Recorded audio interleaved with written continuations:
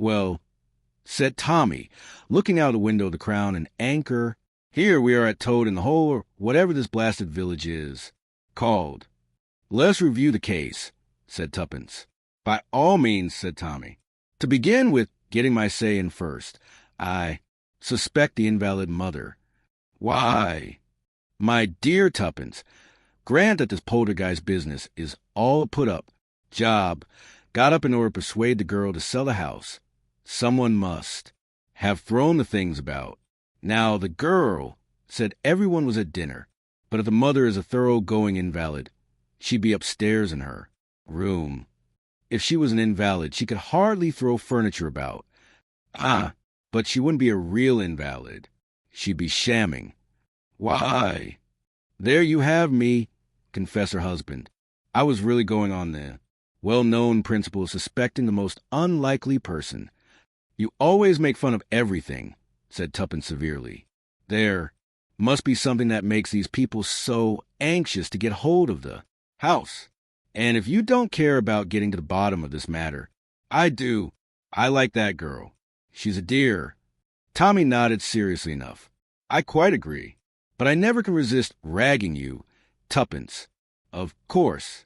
There's something queer about the house, and whatever it is, it's something that's difficult to get at. Otherwise, a mere burglary would do the trick.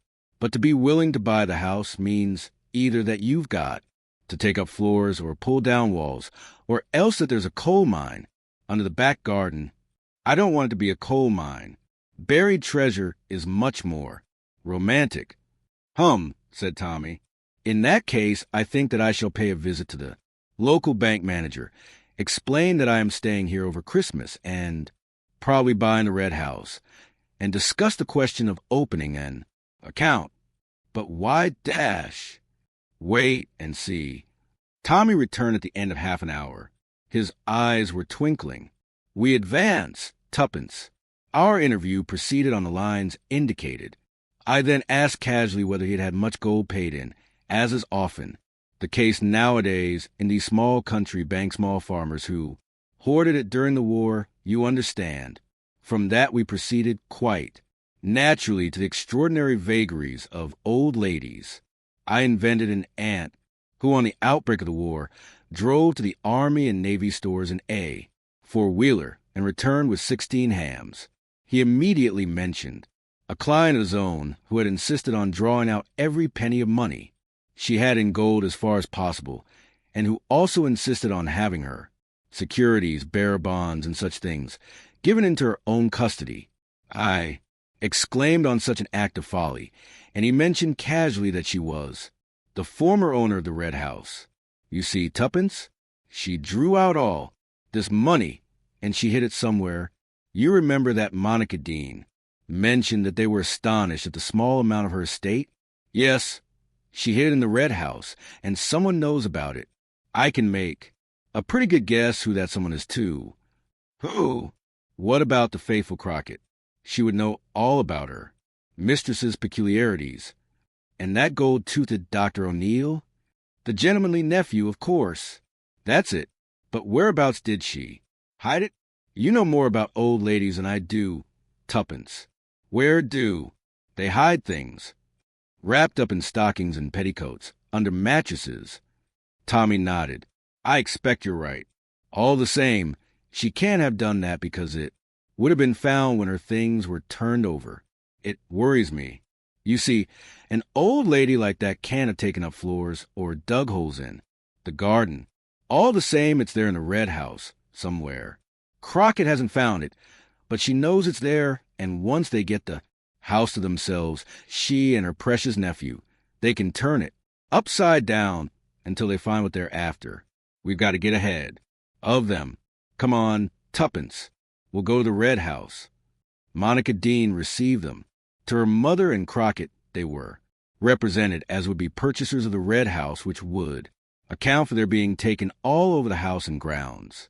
Tommy did not tell Monica the conclusions he had come to, but he asked her various searching questions of the garments and personal belongings of the dead woman. Some had been given to Crockett, and the others sent to various poor families. Everything had been gone through and turned out. Did your aunt leave any papers? The desk was full, and there was some in a drawer in her bedroom, but there was nothing of importance amongst them. Have they been thrown away? No. My mother is always very loath to throw away old papers. There were some old-fashioned recipes among them which she intends to go through one day. Good, said Tommy approvingly. Then, indicating an old man who was at work upon one of the flower beds in the garden, he asked, Was that old man the gardener here in your aunt's time? Yes. He used to come 3 days a week. He lives in the village. Poor old fellow, he is past doing any really useful work. We have him just once a week to keep things tidied up. We can't afford more. Tommy winked at Tuppence to indicate that she was to keep Monica with her, and he himself stepped across to where the gardener was working. He spoke a few pleasant words to the old man, asked him if he had been there in the old lady's time, and then said casually, You buried a box for her once, didn't you? No, sir, I never buried naught for her. What should she want to bury a box for? Tommy shook his head. He strolled back to the house frowning. It was to be hoped that a study of the old lady's papers would yield some clue. Otherwise the problem was a hard one to solve. The house itself was old-fashioned, but not old enough to contain a secret room or passage. Before leaving, Monica brought them down a big cardboard box, tied with string. I've collected all the papers, she whispered, and they're in here. I thought you could take it away with you, and then you'll have plenty of time to go over them, but I'm sure you won't find anything to throw light on the mysterious happenings in this house.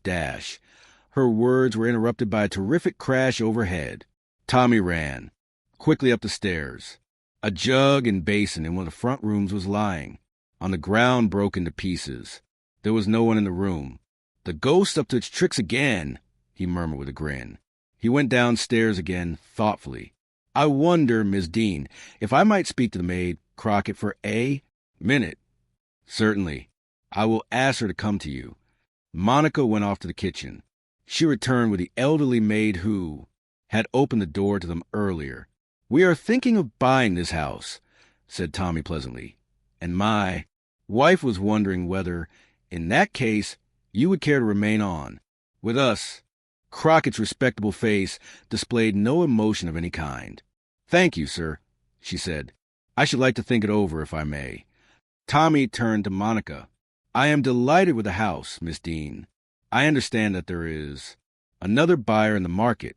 I know what is offered for the house, and I will willingly give 100 more. And mind you, that is a good price. I am offering. Monica murmured something noncommittal, and the Beresfords took their leave. I was right, said Tommy, as they went down the drive. Crockett's in it. Did you notice that she was out of breath? That was from running down the back stairs after smashing the jug and basin.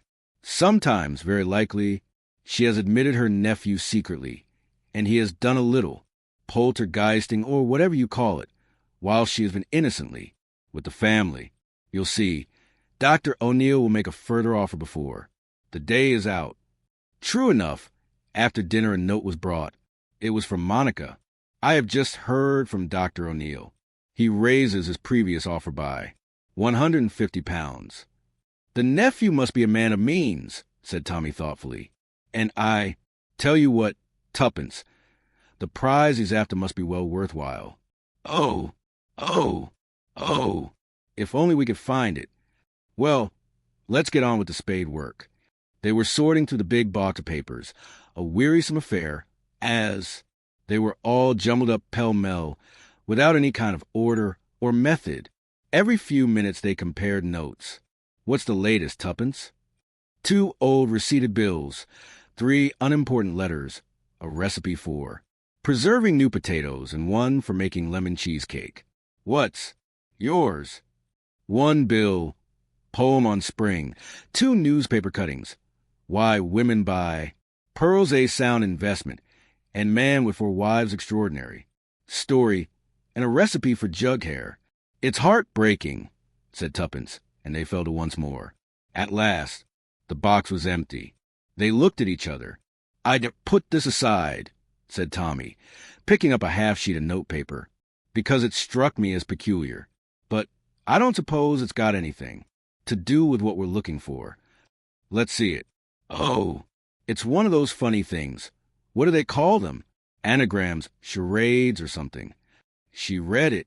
"My first you put on glowing coal, and into it you put my whole. My second really is the first. My third Ms. likes the winter blast." Said Tommy critically. "I don't think much of the poet's rhymes." "I don't see what you find peculiar about it, though," said Tuppence. "Everybody used to have a collection of these sort of things about 50 years ago. You saved them up for winter evenings round the fire. I wasn't referring to the verse. It's the words written below it that strike me as peculiar. St. Luke 11:9, she read. "It's a text." "Yes. Doesn't that strike you as odd? Would an old lady of a religious persuasion write a text just under charade?" "It is rather odd," agreed Tuppence thoughtfully. "I presume that you, being a clergyman's daughter, have got your Bible with you?" "As a matter of fact, I have." "Aha! You didn't expect that. Wait a sec." Tuppence ran to her suitcase, extracted a small red volume, and returned. To the table, she turned the leaves rapidly. "Here we are. Luke chapter 11, verse 9. Oh, Tommy, look." Tommy bent over and looked where Tuppence's small finger pointed to A portion of a verse in question. "Seek, and ye shall find." "That's it," cried Tuppence. "We've got it. Saw the cryptogram, and the treasure is ours, or rather Monica's. Well, let's get to work on the cryptogram, as you call it. My first you put on glowing coal. What does that mean, I wonder? Then my second really is the first. That's pure gibberish." "It's quite simple, really," said Tuppence kindly. "It's just a sort of knack. Let me have it." Tommy surrendered it willingly. Tuppence ensconced herself in an chair and began muttering to herself with bent brows. "It's quite simple, really," murmured Tommy when half an hour had elapsed. "Don't crow. We're the wrong generation for this. I've a good mind to go back to town tomorrow and call on some old pussy who would probably read it as easy as winking. It's a knack, that's all. Well, let's have one more try." "There aren't many things you can put on glowing coal," said Tuppence thoughtfully. "There's water to put it out, or wood, or a kettle. It must be one syllable, I suppose. What about wood, then?" "You couldn't put anything into wood, though. There's no one-syllable word instead of water, but there must be one-syllable things you can put on a fire in the kettle line. Saucepans," mused Tuppence. "Frying pans. How about pan? Or pot? What a word beginning pan or pot. That is something you cook." "Pottery," suggested Tommy. "You bake that in the fire. Wouldn't that be near enough? The rest of it doesn't fit." "Pancakes?" "No." "Oh, bother." They were interrupted by the little serving maid, who told them that dinner would be ready in a few minutes. "Only Mrs. Lumley. She wanted to know if you like your potatoes fried or boiled in their jackets. She got some of each." "Boiled in their jackets," said Tuppence promptly. "I love potatoes dashy." Stopped dead with her mouth open. "What's the matter, Tuppence? Have you seen a ghost?" "Tommy," cried Tuppence, "don't you see? That's it. The word, potatoes. My first you put on glowing coal, that's pot. And into it you put my whole. My second really is the first. That's the first letter of the alphabet. My third Ms. likes the wintry blast cold toes of. Course. You're right, Tuppence.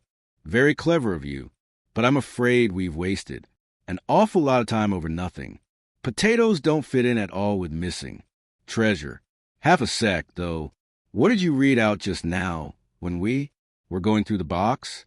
Something about a recipe for new potatoes. I wonder whether there's anything in that." He rummaged hastily through the pile of recipes. "Here it is. To keep new potatoes. Put the new potatoes into tins and bury them in the garden. Even in the middle of winter, they will taste as though freshly dug." "We've got it," screamed Tuppence. That's it. The treasure is in the garden buried in a tin. But I asked the gardener. He said he'd never buried anything. Yes, I know, but that's because people never really answer what you say. They answer what they think you mean. He knew he'd never buried anything out of the common. We'll go tomorrow and ask him where he buried the potatoes. The following morning was Christmas Eve. By dint of inquiry they found the old gardener's cottage. Tuppence broached the subject after some minutes' conversation. I wish one could have new potatoes at Christmas time, she remarked. Wouldn't they be good with turkey? Do people round here ever bury them in tins? I've heard that keeps them fresh. Aye, that they do, declared the old man. Old Miss Dean, up to the red house, she'll lose had 3 tins buried every summer, and as often as not, forgot to have them dug up again. In the bed by the house, as a rule, didn't she? No, over against the wall by the fir tree. Having got the information they wanted, they soon took their leave of the old man, presenting him with 5 shillings as a Christmas box. And now for Monica, said Tommy. Tommy, you have no sense of the dramatic. Leave it to me. I've got a beautiful plan. Do you think you could manage to beg, borrow, or steal a spade? Somehow or other, a spade was duly produced, and that night late, too. Figures might have been seen stealing into the grounds of the Red House. The place indicated by the gardener was easily found, and Tommy set to work. Presently a spade rang on metal, and a few seconds later he had unearthed a big biscuit tin. It was sealed round with adhesive plaster and firmly fastened down, but Tuppence, by the aid of Tommy's knife, soon managed to open it. Then she gave a groan. The tin was full of potatoes. She poured them out so that the tin was completely empty, but there were no other contents. Go on digging, Tommy. It was some time before a second tin rewarded their search as before. Tuppence unsealed it. Well, demanded Tommy anxiously. Potatoes again. Damn, said Tommy and set to once more. The third time is lucky, said Tuppence consolingly. I believe the whole thing's a mare's nest, said Tommy gloomily, but he continued to dig. At last a third tin was brought to light. Potatoes agadash, began Tuppence, then stopped. Oh, Tommy, we've got it. It's only potatoes on top. Look. She held up a big old-fashioned velvet bag. Cut along home, cried Tommy. It's icy cold. Take the bag with you. I must just shovel back the earth, and may 1,000 curses light upon your head, Tuppence, if you open that bag before I come. I'll play fair. Ouch! I'm frozen. She beat a speedy retreat. On arrival at the inn she had not long to wait. Tommy was hard upon her heels, perspiring freely after his digging in the final brisk run. Now then, said Tommy, the private inquiry agents make good. Open. The loot, Mrs. Beresford. Inside the bag was a package done up in oil silk and a heavy chamois. Leather bag. They opened the latter first. It was full of gold sovereigns. Tommy counted them. 200 pounds. That was all they would let her have, I suppose. Cut open the package. Tuppence did so. It was full of closely folded banknotes. Tommy and Tuppence counted them carefully. They amounted to exactly 20,000 pounds. Phew, said Tommy. Isn't it lucky for Monica that we're both rich and honest? What's that done up in tissue paper? Tuppence unrolled the little parcel and drew out a magnificent string of pearls exquisitely matched. I don't know much about these things, said Tommy slowly, but I'm pretty sure that those pearls are worth another 5,000 pounds at least. Look at the size of them. Now I see why the old lady kept that. Cutting about pearls being a good investment. She must have realized all her securities and turned them into notes and jewels. Oh, Tommy, isn't it wonderful? Darling Monica. Now she can marry her. Nice young man, and live happily ever afterwards, like me. That's rather sweet of you, Tuppence. So you are happy with me? As a matter of fact, said Tuppence, I am, but I didn't mean to say so. It slipped out, what with being excited and Christmas Eve and one thing and another dash. If you really love me, said Tommy, will you answer me one question? I hate these catches, said Tuppence. But, well, all right. Then how did you know that Monica was a clergyman's daughter? Oh, that was just cheating, said Tuppence happily. I opened her letter, making an appointment, and a Mr. Dean was father's curate once, and he had a little girl called Monica, about 4 or 5 years younger than me. So I put 2 and 2 together. You are a shameless creature, said Tommy. Hello, there's 12. A clock striking. Happy Christmas, Tuppence. Happy Christmas, Tommy. It'll be a happy Christmas for Monica 2N. All owing to U.S. I am glad. Poor thing. She has been so miserable. Do you? No, Tommy. I feel all queer and choky about the throat when I think of it. Darling Tuppence, said Tommy. Darling Tommy, said Tuppence. How awfully sentimental we are. Getting. Christmas comes but once a year, said Tommy sententiously. That's what our great-grandmother said, and I expect there's a lot of truth in it still.